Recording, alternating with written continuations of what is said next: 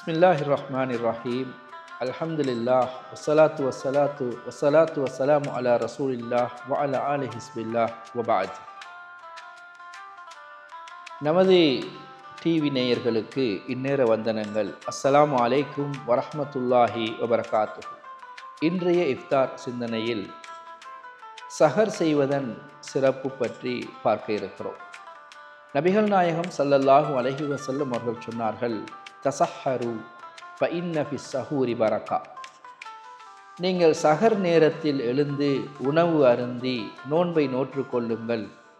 அந்த நேரத்திலே உண்டு குடித்து நீங்கள் நோன்பு நோட்பது அது ஒரு அருள்மிக்க செயலாகும், பரக்கத்தான ஒரு செயற்பாடாகும் என்று நபிகள் நாயகம் ஸல்லல்லாஹு அலைஹி வஸல்லம் அவர்கள் சொன்னார்கள். இந்த ஹதீஸை எடுத்துக்கொண்டால் உண்மையிலேயே நோன்பு நோட்பதற்கு முன்னர் சஹர் செய்ய வேண்டும். சஹர் என்பது அதிகாலை பொழுதில் ஃபஜ்ர் பாங்கு சொல்வதற்கு முன்னர் ஒரு நோன்பாளி எழுந்து தன்னுடைய வயிற்றை நிரப்பிக் கொள்வதை குறிக்கிறது. இந்த உணவு ஆகாரங்கள் ஹலாலானதாக இருக்க வேண்டும். அதே போல குறிப்பிட்ட நேரத்துக்கு முன்னர், ஃபஜ்ருக்கு பாங்கு சொல்வதற்கு முன்னர் அவர் சாப்பிட்டு குடித்து தன்னுடைய நோன்பை நோற்றுக்கொள்வதற்கு தயாராகி கொள்ள வேண்டும்.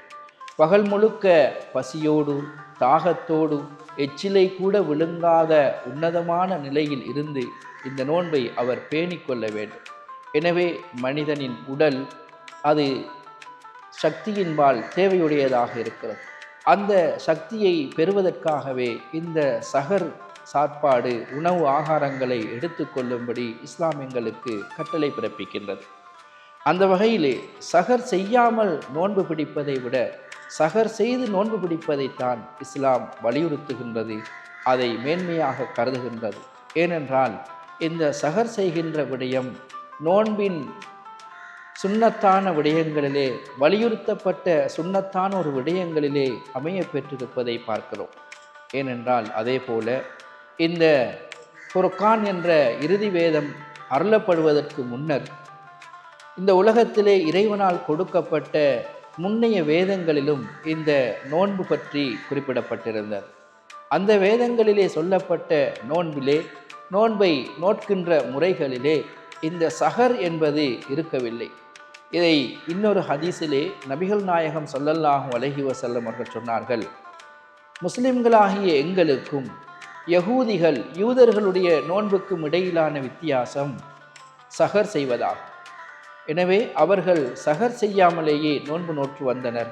முஸ்லிம்களாகிய நாங்கள் சஹர் செய்து நோன்பு நோட்பது அதிலே அல்லாஹ்வின் அருள் பரக்கத்திருக்கிறது.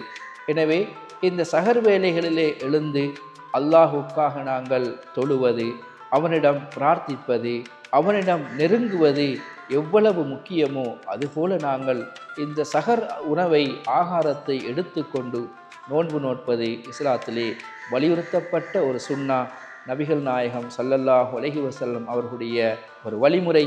எனவே நாங்கள் முடியுமானவரை நாங்கள் இரவிலே அதிக நேரம் விழித்திருக்காமல் சஹர் வேளையிலே எழுந்து விழித்திருந்து இறைவனை நெருங்கி உணவு ஆகாரங்களை உண்டு சஹர் செய்து முழு நோன்புகளையும் நோட்பதற்கு எல்லாம் வல்ல அல்லாஹ் எம் அனைவருக்கும் நல்லருள் பாலிப்பானாக.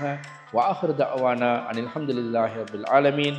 வஸ்ஸலாமு அலைக்கும் வரஹ்மத்துல்லாஹி வபரகாத்துஹு.